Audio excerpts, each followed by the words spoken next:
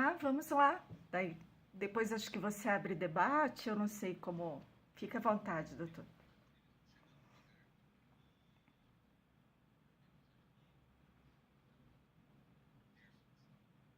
Sim, pois é.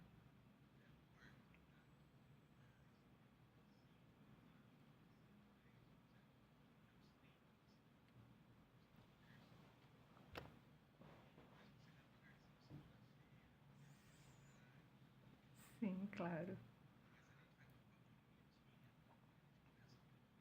Ah, tá ótimo, fica à vontade.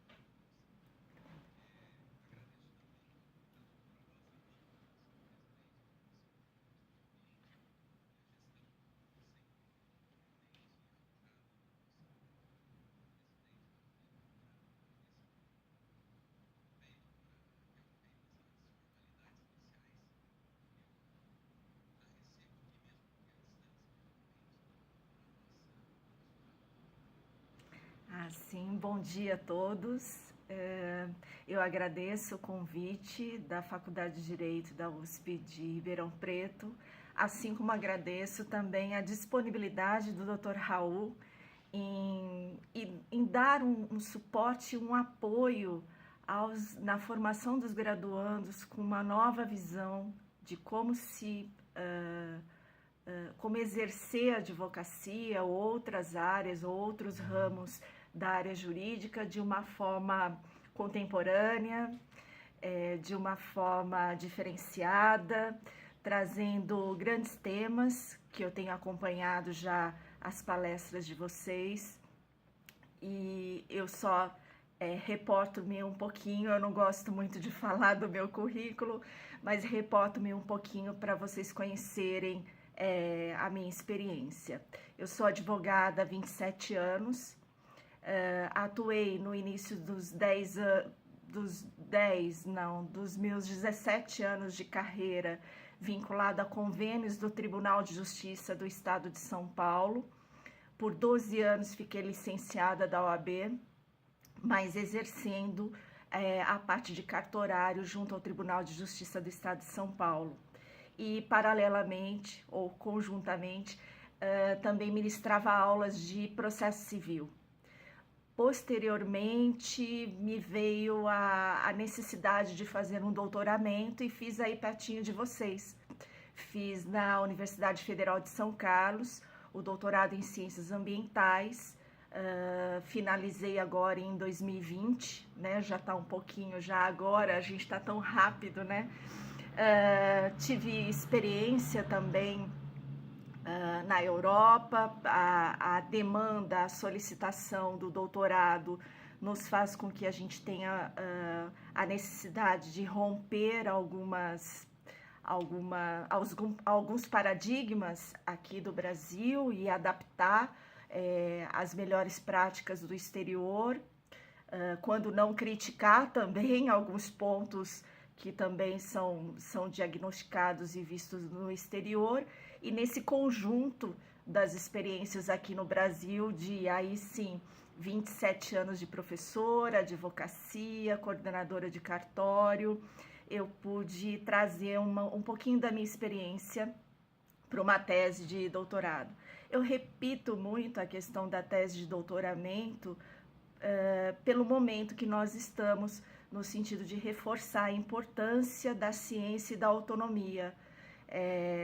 Creio eu que o nosso mister, Dr. Raul, de professores e de trabalhar com ciência, a gente só acrescenta. Eu vou fazer aqui uma lembrança de quando eu era aluna, né? Eu sempre, quando eu dou aula para os alunos, eu gosto de deixar aberto e solto, no sentido de trocas, e quem sabe eu deixo essa marca como um professor, Dr. Wagner, me deixou essa marca em São Carlos. Ele dizia para a gente lá, na época do Constituinte, que nós devíamos trazer um novo momento para o Brasil, né? A gente tinha que pautar os códigos, as legislações em cima da Constituinte em um novo momento. Parece que eu sou jovem, mas não tão jovem, né? E aí ele refletia e falava o tempo todo em sala de aula sobre a necessidade de nós adaptarmos as nossas experiências e as nossas práticas aos objetivos garantísticos da Constituição Federal. E eu fui picada por esse bichinho lá na década de 90, assim como o doutor deve ter sido picado. E a partir daí eu comecei a ter uma prática, tanto como professora, como no cartório, como na advocacia, com uma prática mais voltada aos fundamentos da Constituição Federal brasileira. E isso alterou completamente a nossa forma de advogar, de atender o cidadão e das próprias instituições, dos pilares das instituições. Então essa é a Raquel, né? Uma Raquel que veio de uma formação saindo de uma Constituição nova e partindo para uma ruptura e uma nova forma de advogar e de dar aula e de fazer os alunos refletirem sobre a importância do nosso papel no Brasil. Se alguém puder, eu não sei se para apresentar em slide na tela, se já apresentam para todos, a temática que me foi colocada pelo Dr. Raul e pela própria Ordem dos Advogados aqui de São Paulo, do qual eu faço as minhas homenagens junto à doutora Rosa Ramos e o Dr. Raul, aos nossos colegas da advocacia.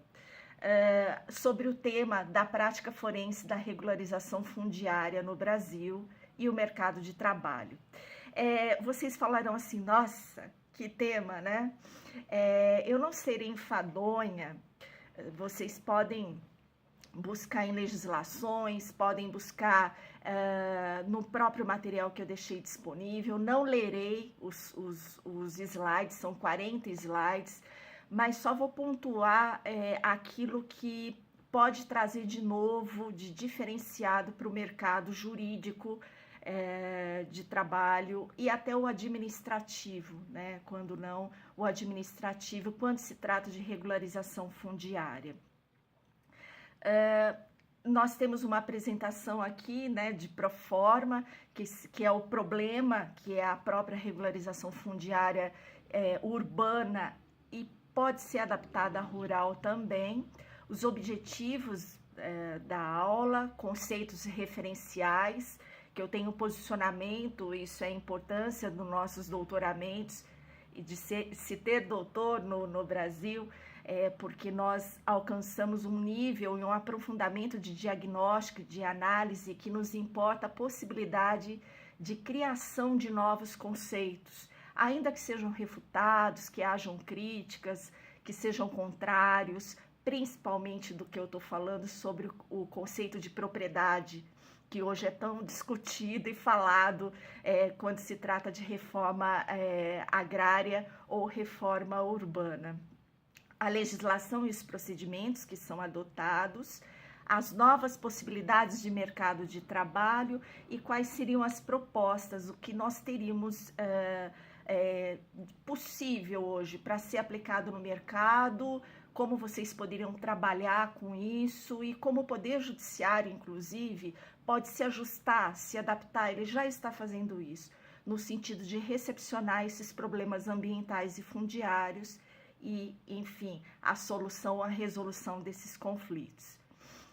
Na formulação do problema, é incontestável da nossa parte que o Brasil tem uma grande litigiosidade por terra e por propriedade. Então, se nós buscarmos aí, hoje o assunto da vez, né, doutor Raul? Nós falamos de reforma fundiária e reforma tanto rural quanto a urbana. Esse tema me é tão caro porque é um tema que eu tenho uma concepção mais holística e sistêmica, mas sistêmica não no sentido daquele generalismo, de que trabalha-se em redes, não, de uma forma prática mesmo que eu vou apresentar para vocês, de como isso pode ser aplicado. Geralmente a gente escuta muito grandes teorias, grandes conceitos sobre processos sistêmicos.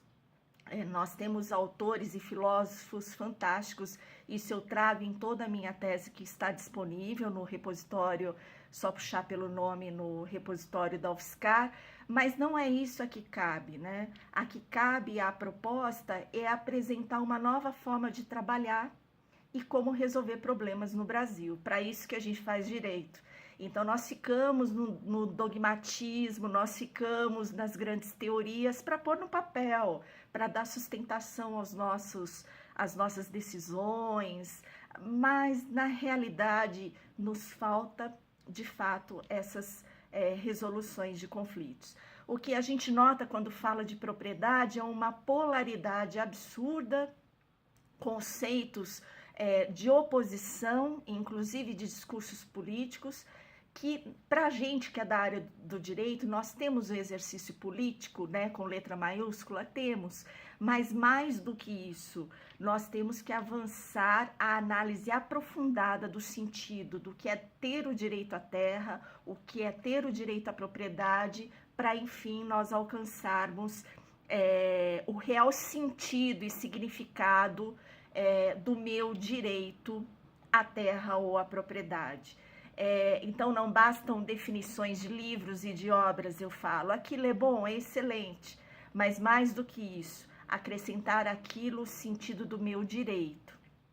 Então, coube a mim lá, na época do doutoramento, durante 5 anos, nós avaliamos a conflituosidade da região de São Carlos e de São Carlos. Vocês estão aí em Ribeirão Preto, isso poderia ser trabalho de vocês, de iniciação científica, de projetos preparatórios para especialização, para mestrados, em que vocês pontuassem, não só em georreferenciar, que esse trabalho nós temos os geógrafos, temos excelentes profissionais, mas mais do que isso, apresentar quais os reais problemas que nós temos no município. Ribeirão Preto seria um problema, uma pergunta. Quantos conflitos fundiários existem em Ribeirão Preto? Em números quantitativos e qualitativo, quais são os mais representativos? Quais são os estudos de caso? Então, aí seria uma abordagem mais para o professor encaminhar e quem tivesse interesse, dar continuidade à temática e estudar sobre isso. Na sequência, eu não lerei com vocês, mas aqui é o ponto principal do que é conflito fundiário, né? Qual o sentido de conflito fundiário? Se nós formos lá na Constituição Federal, no artigo 5º, é uma cláusula pétrea e de forma genérica me é estabelecido que conflito fundiário é o meu direito à moradia, né? É o meu direito à propriedade, aí diz propriedade, então a inviolabilidade e o caráter absoluto da propriedade que a gente reporta se nós vamos lá ao Código Civil, né? Que existem os requisitos da propriedade, da terra, até se passar a legalização, a escrituração e obter o registro daquele imóvel em meu nome. Esse é o conceito clássico de propriedade. Só que quando nós começamos a aprofundar o conteúdo, nós observamos que para se obter a terra, a moradia, existe uma força econômica hoje, né? Nós diríamos lá na época quando descobriram o Brasil e desde então nós vimos já contratados no sentido de exploração e de invasão dos portugueses aqui no nosso país. Mas tirando, excluindo aquela concepção da invasão, da tomada, daquilo que é meu, que obrigatoriamente leva a um conflito, então quando eu estabeleço que aquilo é meu obrigatoriamente, independente da vigilância e das funcionalidades daquela propriedade e daquela terra, eu me coloco num posicionamento de superioridade, né? De autonomia e de superioridade da tomada daquilo que é meu e em seu caráter absoluto. E a partir desse meu posicionamento de domínio, que é assim esclarecido pelo Código Civil, quando eu estabeleço a expressão domínio, para ficar bem claro, eu já estabeleço um conflito que para a gente da área do direito, nós falamos em resistência, em oposição, em briga, em lide, que vocês aprendem aí na área do direito. Isso eu diria que é o efeito e entendimento negativo do conflito. Por que é o entendimento negativo que está no texto para vocês aí? Porque obrigatoriamente para eu manter a minha propriedade, vamos supor, dar um exemplo prático, para manter uma terra improdutiva, né, que está sendo tão discutido, eu preciso manter meu domínio e dizer isso é meu e eu quero deixar improdutível, eu quero deixar meu imóvel fechado em virtude da especulação imobiliária e ponto, o que vale é o Código Civil. Então, isso me traz um aspecto negativo do ponto de vista do conflito. Só que, por outro lado, nós temos também um lado positivo do conflito. Qual que é esse lado positivo do conflito? É a possibilidade de eu exercer a democracia, o diálogo, a igualdade pela desigualdade, a recepção pela cultura e pelos costumes, os valores, a concepção que tanto é dita, pessoal, pelo direito alemão, que fala em comuna, né? Nós somos uma grande comunidade, não é do comunismo. Eu deixo bem claro isso para não ficar nenhum tipo de conotação, mas no sentido de, inclusive, enquanto eu tenho uma terra ou uma propriedade, eu possibilite uma funcionalidade, uma vivência em comum de uma forma mais igualitária e que eu afete menos a sociedade com a minha propriedade. Imaginem vocês, se eu tenho uma propriedade que eu jogo fogo direto lá, ou que vira um ponto de criminalidade, aquilo perde total sentido do que é comum, né, do que é uma vida de igualdade, de convivência social, de pacificação. Então, nós temos essa dubicidade do conflito negativo, que geralmente é imposto pela área do direito, e a possibilidade de ver algo no fim do túnel, que é o conflito, a questão do conflito positivo. Bom, na sequência, então, esse entendimento do micro e do macro sociológico é importantíssimo, porque nós no direito, nós trabalhamos, depois vocês leem os slides, tá? Para não cansá-los, mas nós trabalhamos geralmente com um conflito micro, que isso é meu, né? Na lide eu me oponho a alguém, isso é meu. Nós não estabelecemos a questão de resolução de problemas na área do direito. Muita gente fala, né, todo mundo fala, dos grandes estudos que acontecem na escola de Harvard. Mas aonde está o diferencial? E nós, da USP, da UFSCar, da Unesp, da Unicamp, nós podemos trabalhar desse jeito mesmo, como eles lá, que são as possibilidades de resolução de problemas, e não simplesmente de resolução de conflitos fundiários. Essa é a visão macro-sociológica, que eu creio que essa nova geração, vocês que são alunos, vocês têm que vir com essa percepção, seja no escritório de vocês, seja no Poder Judiciário, seja junto ao Ministério Público, vir com essa concepção de que estou aqui para resolver um problema. Será que vai na sequência? Travou? Foi? Travou, doutor? Voltou?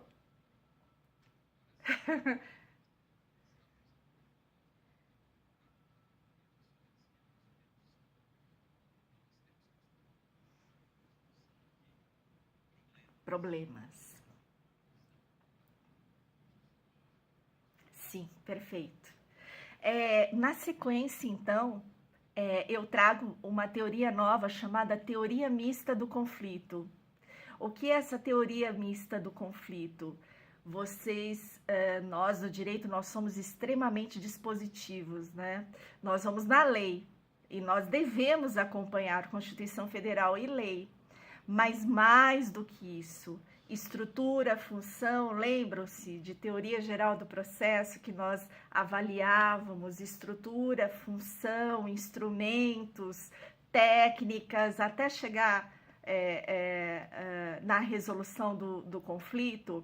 Então, essa teoria mista de conflito, que é proposto lá na tese, é um jeito de trabalhar e de resolver problemas ou solucionar problemas de conflitos fundiários de uma forma menos linear, daquele processo que está lá no fórum, ou que eu tenho que peticionar. Vamos lá, qual seria esse jeito?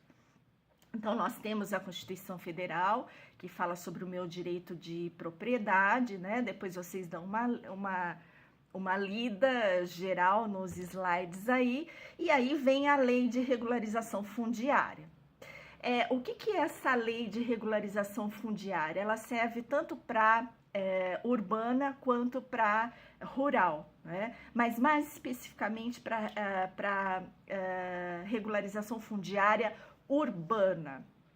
Ela estabelece em todo o território nacional a regularização fundiária de incorporação dos núcleos urbanos informais em todo o território urbano, via legislação e núcleos de assentamento, aí tem várias tipologias, tá?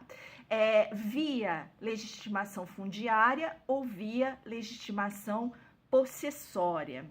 Aí tem aqui quais são as tipologias no artigo 10, então todas as possibilidades, desde ocupação, favelas, cortiços, núcleos informais consolidados, núcleos informais, então todas as tipologias que geralmente são estudadas pelo pessoal da área de arquitetura, né? Eles que trazem todas essas tipologias e nós aproveitamos na legislação.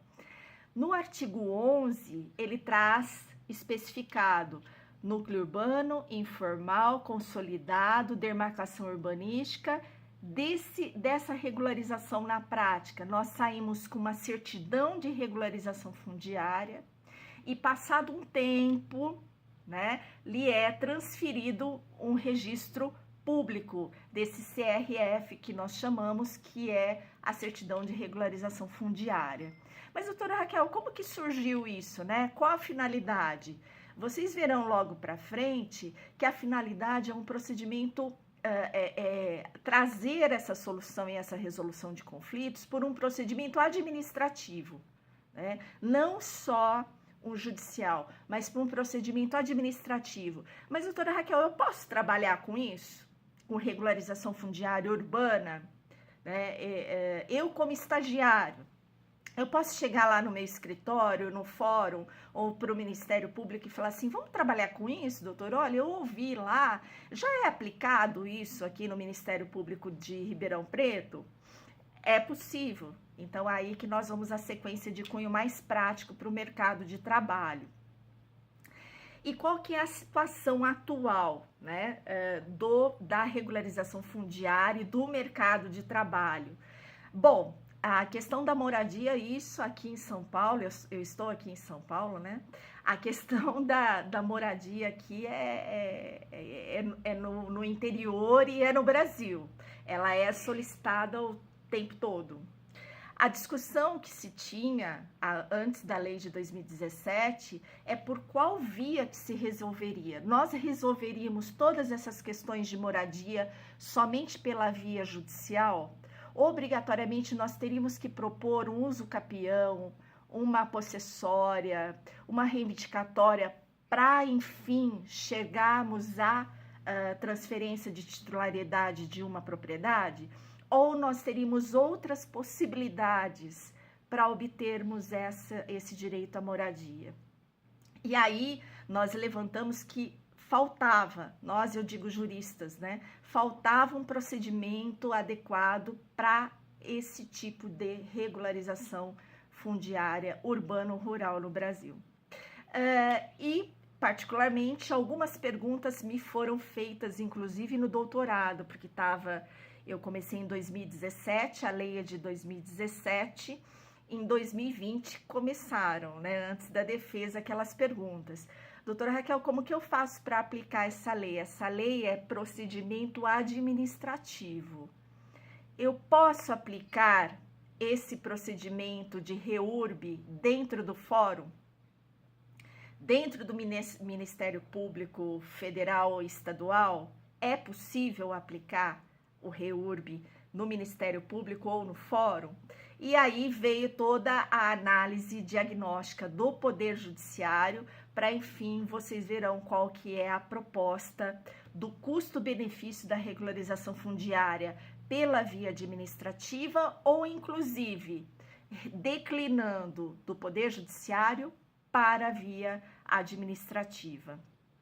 Então, vejam, lá na época, eu vou fazer bem pontual, tá? Para depois a gente poder ir para a próxima palestra e nós discutimos também, doutor, fica à vontade ou quem o quiser, mas de forma bem pontual, vou dizer para vocês qual foi o diagnóstico. Então, nós fizemos no raciocínio uma análise da situação que estava lá na comarca de São Carlos, tudo que era vinculado à propriedade urbana, para dizer, e aí, dá para aplicar REURB? Como que o Poder Judiciário está tratando isso? Então, vejam só, no Poder Judiciário, vocês podem verificar isso aí na comarca de vocês, em Ribeirão ou outros estados, lá nós tínhamos ínfimas ações de reintegração de posse usucapião resolvidas. Na totalidade, foram analisados mais de 5 mil processos. 5 mil processos no período de 2017 a 2020. E desses 5 mil processos, em média, eram de 700 a 900 cada qual, reintegração de posse e usucapião. Na sua grande maioria das ações, no Poder Judiciário, não resolvidos, processos ultrapassados, procedimentos suspensos, não existiam trabalhos técnicos de mapeamento, não existiam encaminhamentos para mediação fundiária, que é algo que já tem na lei de reintegração de posse, né, no Código de Processo Civil, no capítulo que trata de reintegração de posse. Ou seja, nós pegávamos, eu falo porque eu fiz lá pontualmente, nós pegávamos o processo, parecia que eu estava vendo o processo da década de 70, né, de 80. Imaginem vocês aí saindo para advogar ou como autoridades trabalhando dentro desse sistema e desses modelos de resolução de conflitos ambientais e fundiários. Então, fotografamos tudo para deixar bem evidente e comprovado de que aqueles processos não se ajustavam aos conclamos da sociedade, assim como o próprio Poder Judiciário não conseguiria resolver daquela forma esses problemas. Outro problema que nós tínhamos também nas ações possessórias e fundiárias, questão de legitimidade. Existe uma discussão na lei de regularização fundiária sobre o posicionamento das associações. Se as associações elas podem se colocar como legitimados, e hoje já saiu julgado de que sim, mas essa discussão vinha lá de 2017, né? Porque grande parte eram pessoas físicas e grande parte das ações eram unilaterais, lineares, né? Eu contra o Dr. Raul numa relação linear. Não existiam ações coletivas. Para não dizer que não, eu encontrei uma ação coletiva na Justiça Estadual e nenhuma na Justiça Federal. E no Ministério Público também não.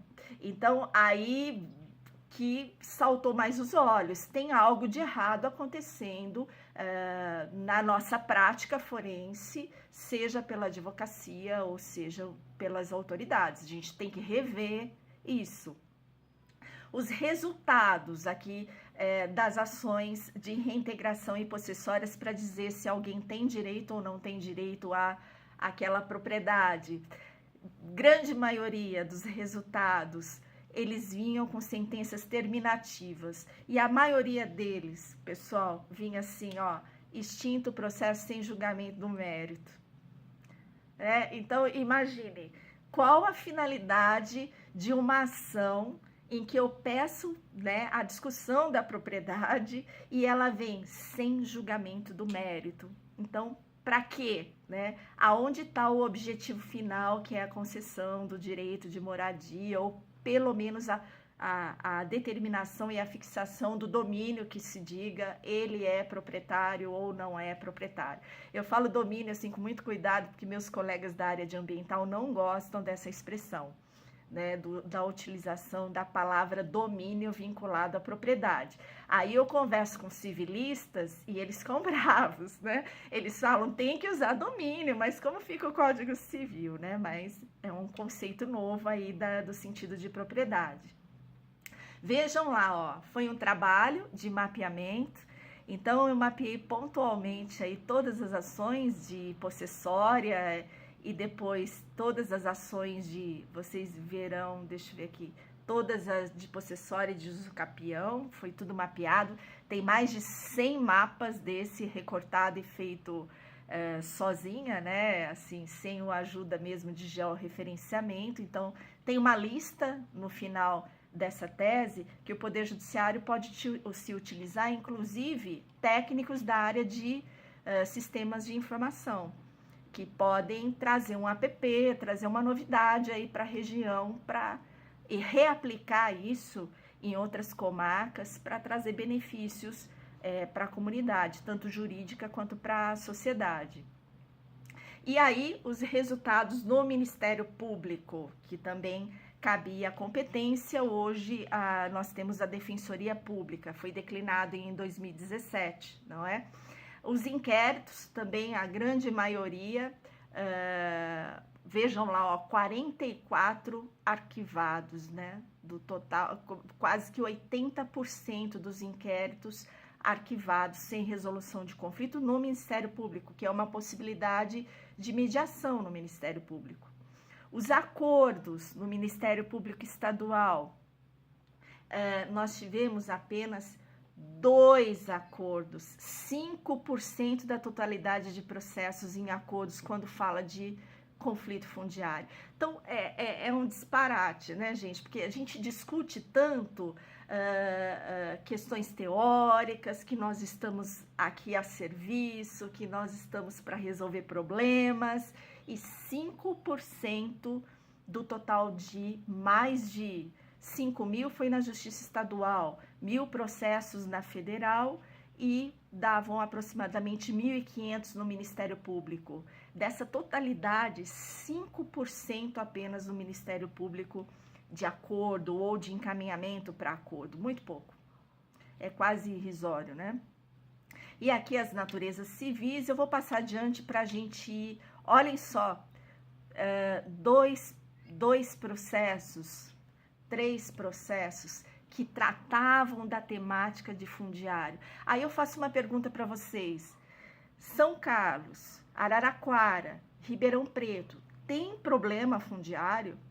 Claro que tem, não é, gente? Nós discutimos com os colegas da advocacia, com o Ministério Público, com os juízes. Nós sabemos que são inúmeros. E olha a representatividade que era colocada em números, de 3 processos somente que tratavam de conflito fundiário. A representatividade, de novo, era um problema, porque a maioria das pessoas vão até o Ministério Público apenas com a abertura de uma informação, não é? Não existe também a questão da representatividade ou da coletividade junto ao Ministério Público, que é outro questionamento. E aí um ponto que talvez seja coincidência aí na região de vocês, a linha férrea. Então nós tínhamos vários pontos. Eu fiz uma disciplina na faculdade da USP em avaliação estratégica, né? E na avaliação estratégica a gente estudava muito isso. E aí eu fui para os processos para avaliar isso também. Aí em Brotas, que é o curso pela faculdade de avaliação estratégica. As linhas de transmissão, as linhas férreas, são questões que são pouco exploradas, inclusive pela advocacia, né? E processos, esse processo, por exemplo, da linha férrea, que passa ali Araraquara, São Carlos, né, chega até Santos aqui, ele está parado na Justiça Federal, né? Esse processo ele encontra-se parado. Tinha até uma discussão aí da Washington Luiz da possibilidade de ampliar uma faixa ou não, mas como que ficariam as questões fundiárias? Havia essa discussão, eu não sei se isso foi adiante, né? Então isso é um ponto que está lá ainda amortecido, que é o mercado de trabalho aí para a advocacia e também para os órgãos institucionais como um desafio para ser resolvido. Aí vocês perguntarão, mas doutora, como que eu vou trabalhar nessa área, né, em termos práticos aí? Que jeito que eu vou trabalhar nessa área? Depois, se vocês tiverem a possibilidade de procurar pelo meu sobrenome e, assim, precificação de serviços de regularização fundiária. Eu não vou discorrer aqui com vocês porque não vai dar tempo, tá? Por que surgiu esse tema precificação de serviços de regularização fundiária? Primeiro, como que nós vamos pagar esses profissionais que trabalham com REURB, mesmo pelo Poder Judiciário? Existe tabela? Existem valores pela Ordem dos Advogados do Brasil para pagar esse tipo de serviço? E as perícias, como ficam? Os engenheiros, os gestores ambientais que têm que trabalhar num procedimento desse que é tão amplo. E aí eu apresento, inclusive, até falei com um colega de Minas, né, da UFMG, gostaria que isso chegasse até o governo, pode ser que tenha chegado já, não sei, de que existe um erro muito grave em relação à precificação dos serviços, inclusive colocados em cláusulas de financiamento de imóveis da Caixa Econômica Federal. em que eles colocam um valor alto. E aí, algumas empresas que já oferecem também serviços de regularização fundiária, daquilo que poderia ser cobrado R$100 por imóvel, R$150 por imóvel, eles vão lá e cobram 500. Ou o que valeria, né, o serviço 500, no sentido de mercado, eles vão lá e cobram 3.000. Que política é essa? Né? Existe um fundo no município, um fundo destinado à resolução de conflitos fundiários, e esses fundos devem ser bem geridos, inclusive no sentido de licitação, contratação e pagamento dos serviços fundiários realizados pelos advogados, realizados em parceria e em convênios com o Ministério Público, com o Poder Judiciário. E aí é um questionamento daqui para frente. Como que vocês que são alunos de direito, eu que sou advogada, como que eu serei paga por esses serviços? Haverá uma regulação dessas empresas? As empresas, elas já existem, elas estão no mercado, só para regularização fundiária. Qual a regulação dessas empresas? Precisa ser escritório de advocacia? Não, não precisa ser escritório de advocacia. Precisa ter um advogado? Precisa ter alguém da área jurídica. E como que é regulado essa situação de mercado de trabalho? A minha proposta era que se fizesse uma agência regulatória desses serviços, inclusive colocando a OAB junto dessa agência regulatória. Inclusive, o Conselho Nacional de Justiça, ele é um dos, né, que fiscaliza esse tipo de política pública de regularização fundiária. É um mercado novo? É um mercado novo. Ele já está acontecendo há mais de 5 anos. E aí nós vemos várias discussões, né, gente? Hoje mesmo eu estava, mas isso é usual. Rio de Janeiro, São Paulo, aí na região também de vocês. O crime organizado está tomando conta da especulação imobiliária em algumas regiões. Sim, mas aonde não existe lei, fiscalização e regularização, de fato, não tem regulação, né? Então, são questionamentos que importam, inclusive, na atuação do mercado de trabalho de quem aí está no século XXI. Na sequência tem toda a precificação, tá? E aí para dizer como que é possível trabalhar, né? De que forma é possível trabalhar. Eu faço a proposta lá das câmaras de mediação fundiária e ambiental. Nós já temos um indicativo da Câmara de Mediação. Hoje, né?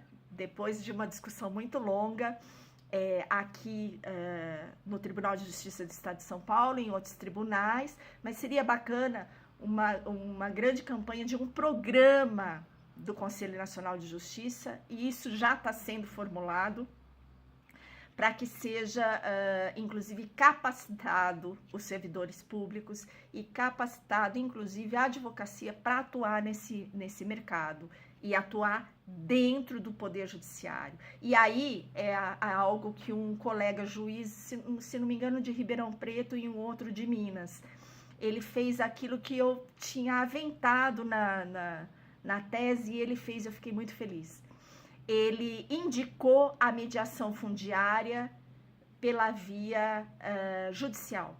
Então, antes dele decidir, antes de chegar à decisão de uso capião de uma possessória, ele determinou a mediação fundiária. Nós sabemos que existe isso pela reintegração de posse, mas mais do que isso, como não deu certo, né, foi insuficiente a mediação, ele indicou os efeitos vinculativos, encaminhando o dispositivo da sentença, que era de um uso capião, ele encaminhou para o cartório e fez todo o processamento via uso capião, delegou judicial para o extrajudicial. Isso é algo novo. Por que é algo novo? Porque antigamente nós trabalhávamos com as caixinhas, né? Então eu tô só dentro do judiciário, eu tô só dentro do cartório extrajudicial. Ah, e agora eu tenho que extinguir a ação judicial para depois exercer a função lá no extrajudicial, né? E agora vieram esses dois juízes, e agora veio mais um, se não me engano, do Ceará, já estão indicando, do jeito que muito parecido, os procedimentos de divórcio. Antigamente não tinha isso, os procedimentos, as ações e procedimentos de declaratória de paternidade, em que determina só um efeito vinculativo, põe no dispositivo, remete e resolve a parte burocrática e procedimental administrativa via cartório. Depois só devolve a verba na via judicial para extinguir aquele processo resolvido, né? Nossa, doutora Raquel, mas isso já não existia? Não dessa forma. Tanto que em 2017 me perguntavam, eu posso resolver problemas em sede judicial via REURB? Sim. Como foi o caso desses dois colegas aí, já vem um terceiro, que declina e determina efeito vinculativo, dando a ordem de, inclusive, transferência do domínio via cartório e depois só a verba na esfera judicial. E aí o procedimento, tá? Aqui tem todas as etapas, tá, gente, do processo de regularização fundiária. Então, olhem só que trabalho, né? Para vocês aí da área, nossa, doutora Raquel, eu vou trabalhar com isso? Vocês não sabem, não sabemos, de repente um dia, né, está aí. Nós, antes de entrar com o REURB, eu preciso formular um projeto de regularização fundiária. Então, esse projeto, ele tem várias especificidades do local, né? Porque pode ser um núcleo de assentamento de 1.000 imóveis, ou então de 3.000 imóveis. Então, tem mobilização social, a ficha cartográfica, a pesquisa socioeconômica. Então, tem todo o trabalho, estudo ambiental, tem todo o trabalho para se chegar, enfim, à confecção do título. Quando eu posto nas minhas redes, e repito e repetirei, que regularização fundiária agrária ou regularização fundiária urbana não é entrega de título, é disso daqui que eu estou falando em aspectos práticos. Não é entrega de título. Vejam lá, estudo técnico ambiental. Ah, mas eu posso declinar, doutora Raquel? Veja o caso da Amazônia. Né?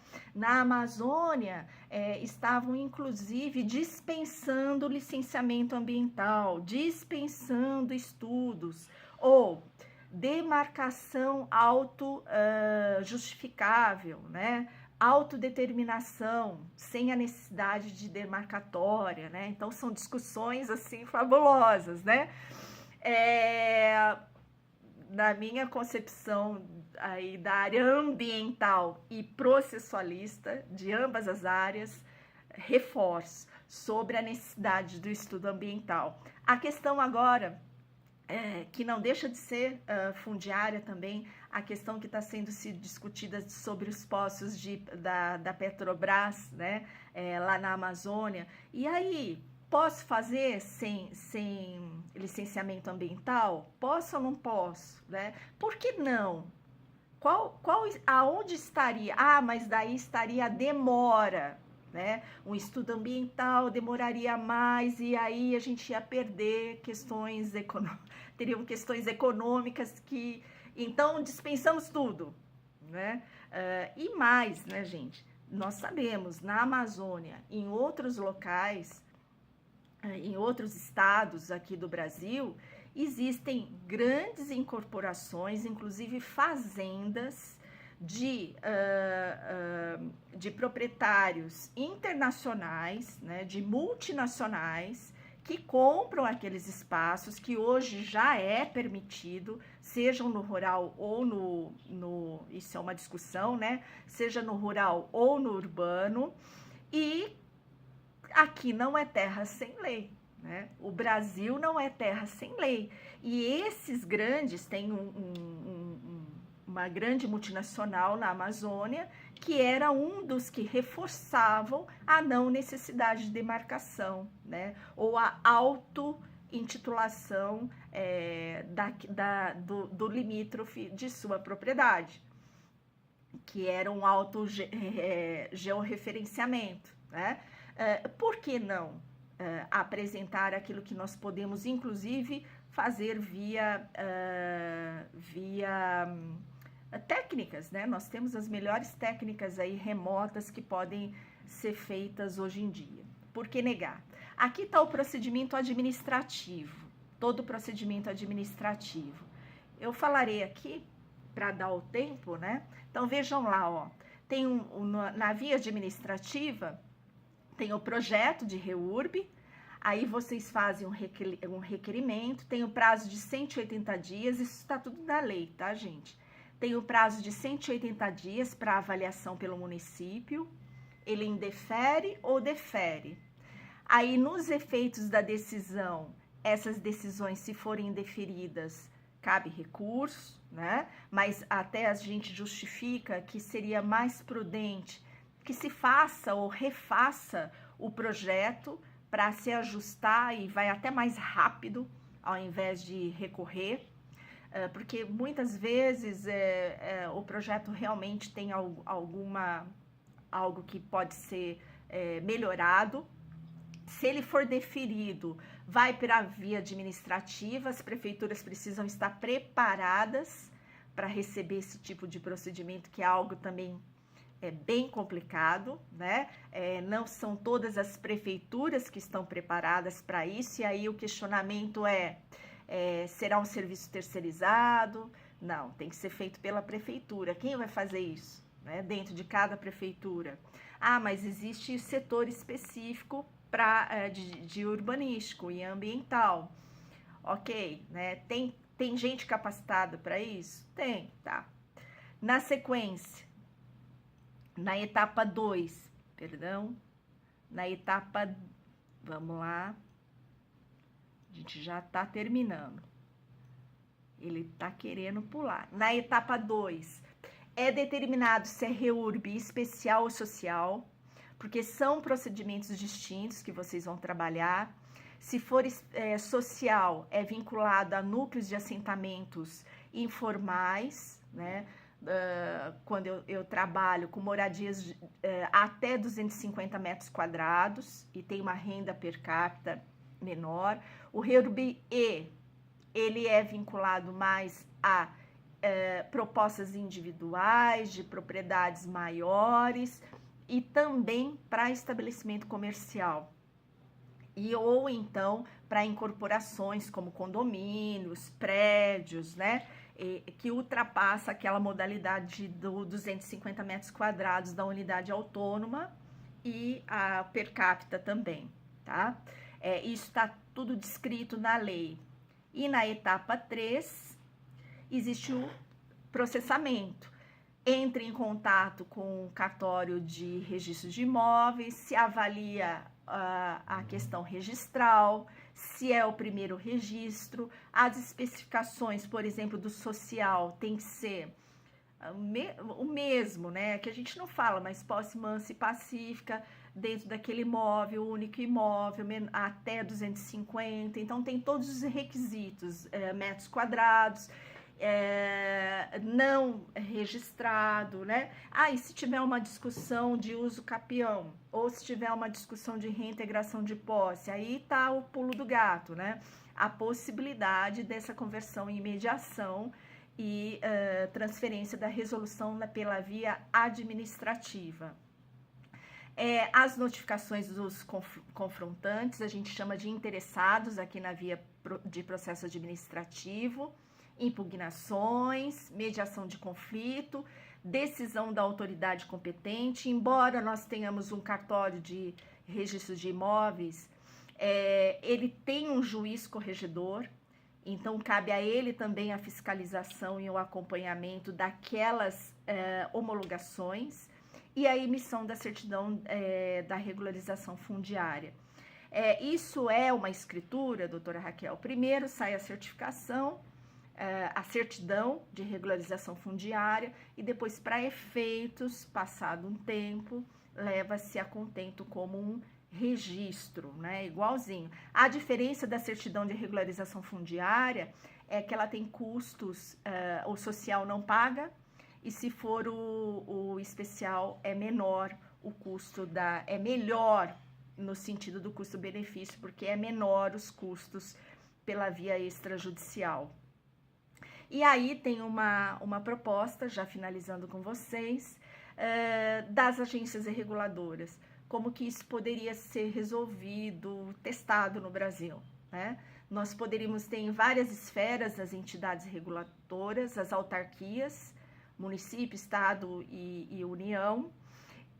Em Portugal, isso já existe, tá? Que são os tribunais administrativos e as autarquias, que muito não é levado para o Poder Judiciário e já é resolvido em mediações e câmaras pelas autarquias, assim como nós temos aqui também a figura do Tribunal de Contas, também que poderia ser revisado, ou uma autarquia autônoma para estabelecer as resoluções de conflitos ou soluções diretas de conflitos, né?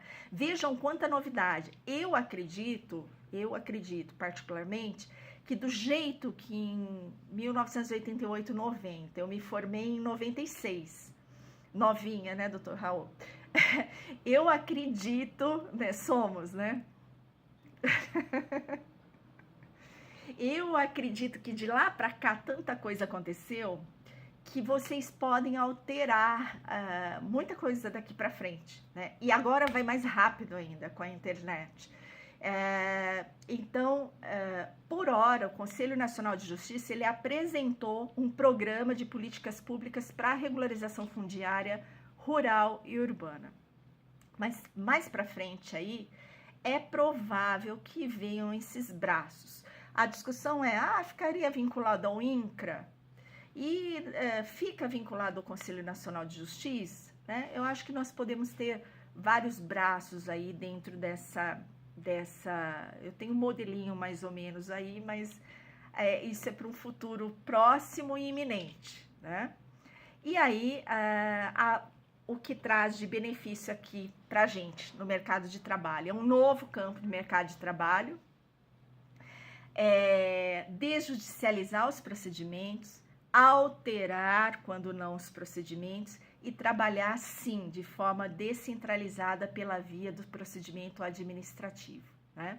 Então, o ambiental, fundiário, administrativo é a tomada da vez. Isso é muito utilizado na Europa, então aí eu falo do benefício de ir até lá, e o que é bom também tem que ser trazido, né? E dentro das nossas possibilidades, melhorar isso e aplicar aqui no Brasil. Doutor Raul, eu acho que eu fui em cima da linha, né, dos tempos, dos 2 tempos aí de 1 hora.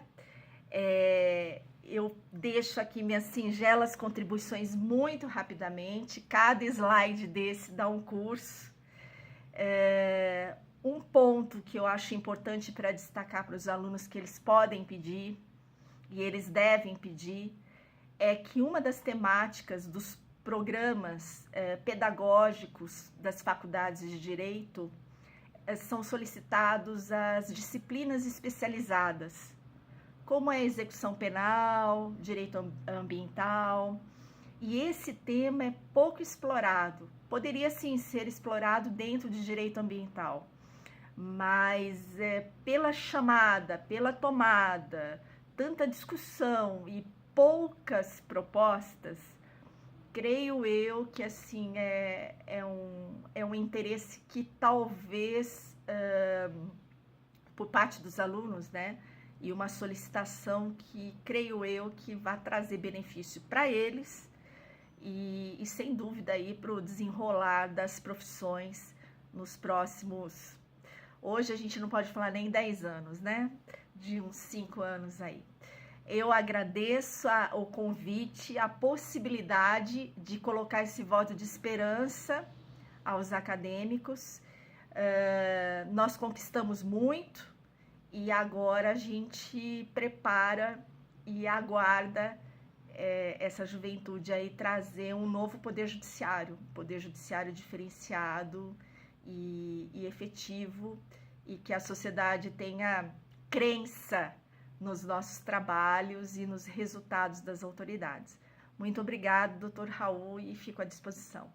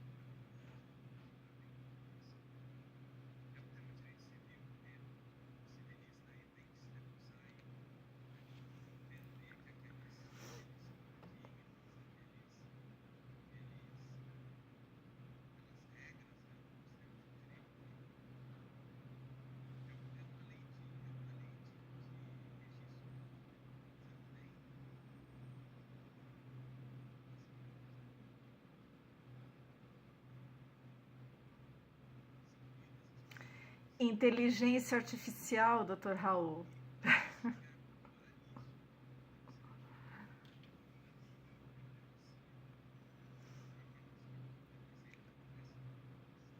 Jovem.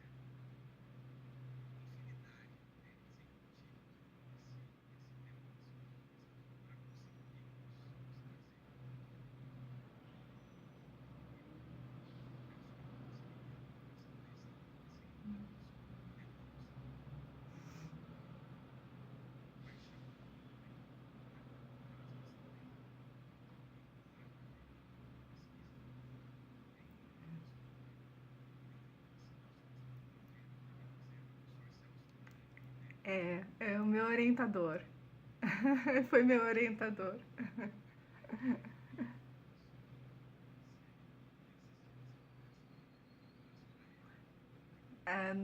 Nós amadurecemos muito com a temática de cidades.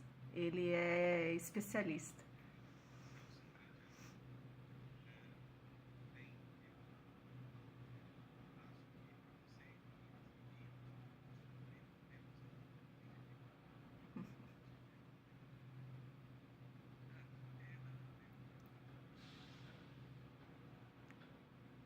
E eu estou falando em Ribeirão. Ribeirão é o polo do não conflito, né, doutor Raul?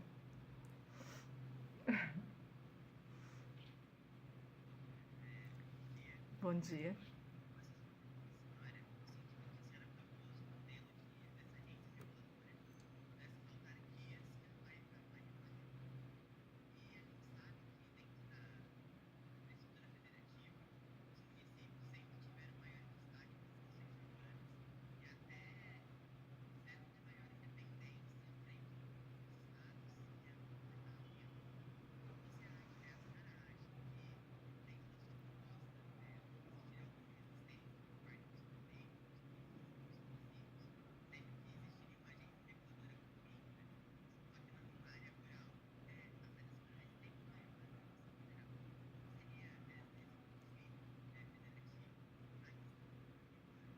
Nossa, excelente pergunta.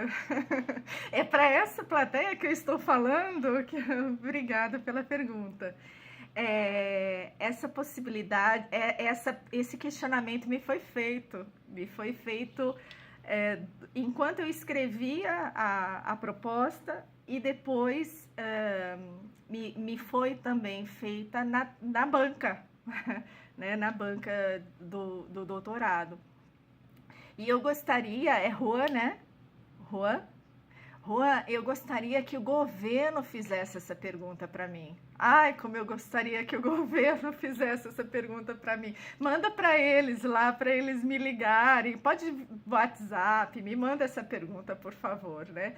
Porque eu acho que o pessoal não acordou ainda. Ou está precisando ser lembrado, né? Do mesmo modo, essa pergunta me foi feita em Brasília, num evento em 2017, pelo doutor Edmundo, da UFMG. Ele falou assim, doutora Raquel, a senhora vai começar a discutir sobre as questões fundiárias, mas como que fica? Nós estamos falando de questões federativas e a senhora vai enfrentar essa temática ou não enfrentará essa temática?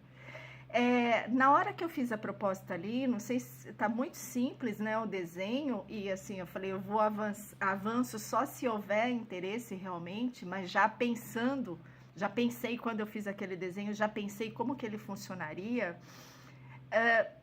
A questão das cidades, ela deve ser focada, sim, ainda com maior especificidade nos municípios. Então, a proposta é a autarquia local. A proposta é a atribuição de resolução pela via da autarquia local municipal. Então, a ideia seria a autarquia local.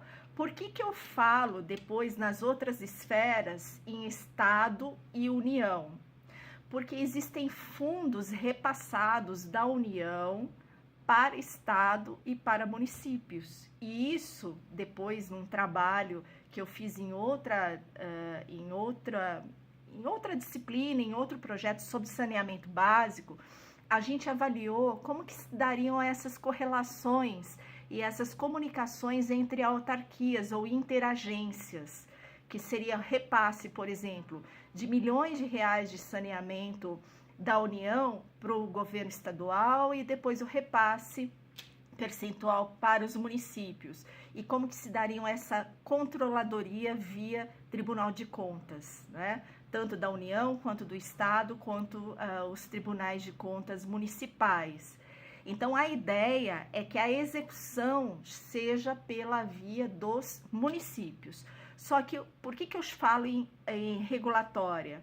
Porque como há esse compartilhamento determinado pela própria Constituição Federal de atribuições e de responsabilidade e de verba, né, de repasse de fundos, obrigatoriamente eu teria que ter um braço no governo do estado e uma comunicação com a União. Não sei se o INCRA talvez poderia alterar a proposta e a concepção do INCRA.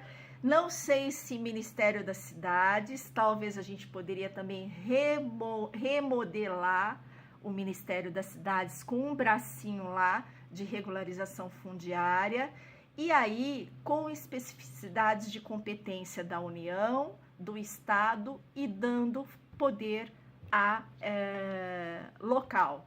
Por que eu digo dessa necessidade de comunicação? Justamente pelo controle e fiscalização dos recursos que são trocados, né, que são compartilhados, e responsabilidades. Eu falo muito, assim, reforço muito essa questão, porque nós temos problemas de corrupção no Brasil, quando se fala de fundos, nós temos problemas de criminalidade, quando se fala de tanto do MAST, do MST, né? As pessoas não gostam de enfrentar essa temática, mas está aí, CPI, tem tanta história aí correndo, né? Tanto fato ocorrendo, não avanço nessa questão se cometeu ou não cometeu crime, se tem ou não tem crime no campo ou nas cidades, não é isso. Mas é necessário regulação, seja regulação via local, e mais, eu acrescento a esse braço mais 2 pontos, Juan, mais 2 pontos, que seria a participação da Polícia Militar, junto dessa entidade regulatória, participação da sociedade civil, né? E também participação do próprio Poder Judiciário, porque o Poder Judiciário e os cartórios, eles precisam de sistemas de informação que tenham essa comunicação com a agência reguladora. Então, lá na proposta, está incluído um sistema de informação dentro das agências reguladoras para fazer, do jeito que tem na Receita Federal, né, de aspectos práticos. Na Receita Federal, eu me lembro que na década de 90, a gente não sabia como confrontar CPF e bancos. Hoje em dia, em 24 horas menos que isso, eles já confrontam e fazem a mineração de dados. Então, a proposta seria, eu não sei se eu respondi, né? A proposta seria isso, tá? Seria autarquias locais, mas com compartilhamento de responsabilidades e atribuições específicas dentro de cada extrato aí, competência.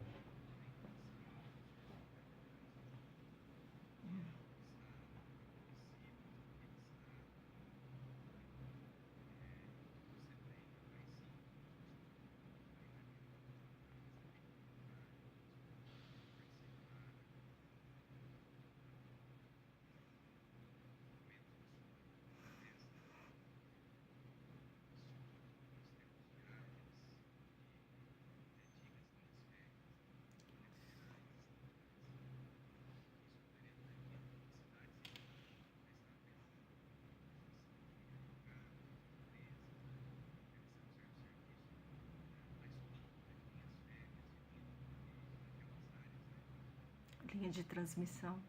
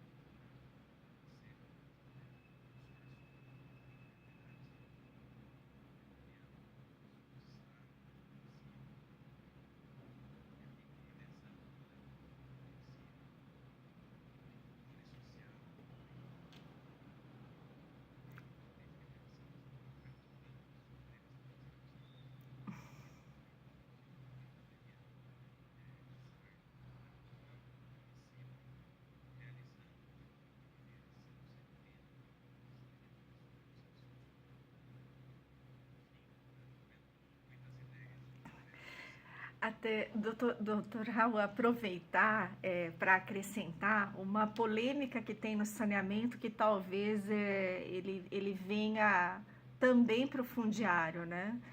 No marco regulatório.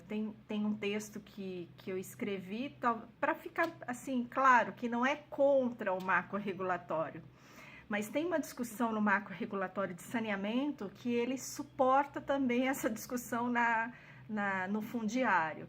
Quando eles colocam os consórcios, né, a possibilidade de consórcios interestaduais até, qual que era a discussão? Por exemplo, se eu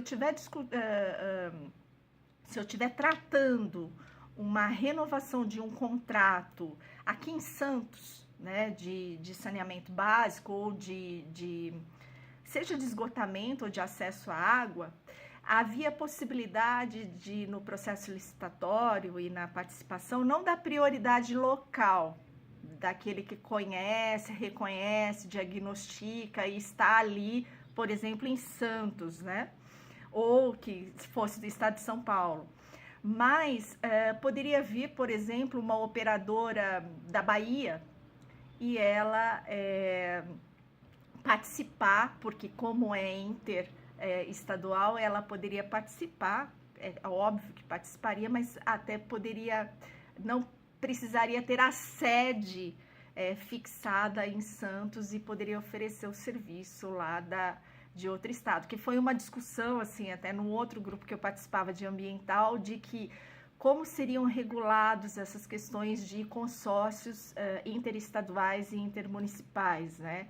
Versus, que é a pergunta do aluno excelente, do poder local, daquele que está mais próximo, que fiscaliza. Mas hoje estamos numa situação de globalização, né? Parece-me que... mas isso foi uma discussão.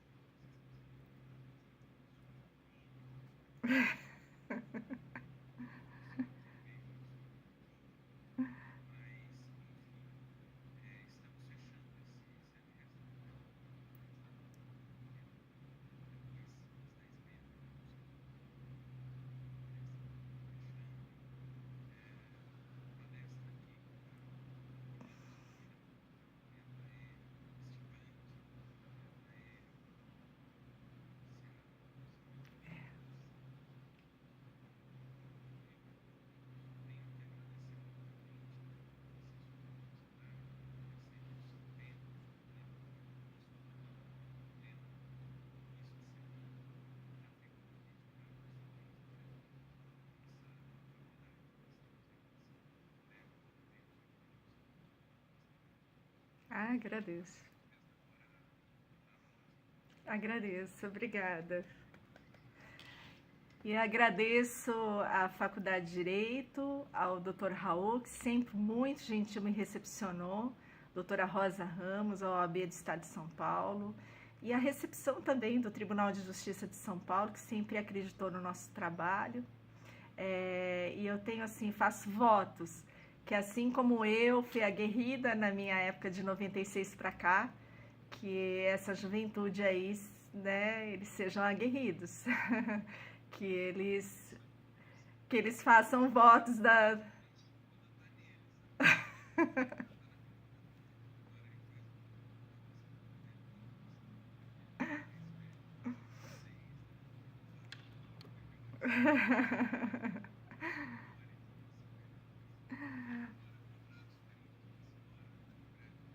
Muito obrigada, até logo, obrigada.